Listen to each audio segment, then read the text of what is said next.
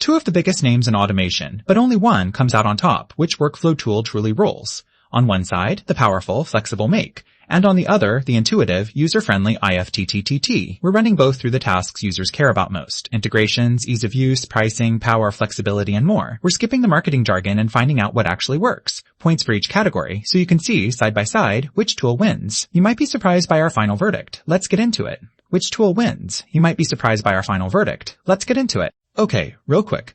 Let's lay out the categories we're looking at.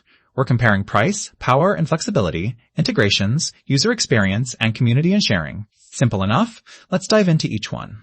First up, price. So honestly, IFTTT is kinda amazing here. The basic stuff is free forever. Like, you can just go wild with a bunch of standard applets, no bill at the end of the month. Now, Make does give you a solid free plan too, but if you want the cool pro-level features, yeah, you do gotta pay up. If you're pinching pennies or just automating the basics, IFTTT's got you covered. No contest. Next, power and flexibility. Oh, now Make really flexes its muscles here. Seriously, the stuff it can do is pretty bananas: multi-step automations, branching logic, super detailed mapping, the works. IFTTT, it keeps things crazy simple. Great for like, if I get an email, turn on a light, but don't expect it to do some wild chain of events. But hey, if you want mind-blowing customization, Make is your playground, if you're cool with a little learning curve. Integrations time. So, Make connects you to over 2,000 apps. Some of them are straight up business heavyweights. That said, sometimes you gotta pay extra for certain connectors. IFTTT, it covers all the popular consumer and smart home stuff. Think Google Home, Alexa, all the big names. But yeah, for more advanced business or enterprise things, Make's ecosystem is much deeper. Oh, and here's something cool. Did you know IFTTT actually launched all the way back in 2011? That's like ancient in internet years. No wonder it feels so polished. User experience. Now, IFTTT, honestly, it's so smooth. You get in, you set up a quick applet, and you're done in like 2 minutes.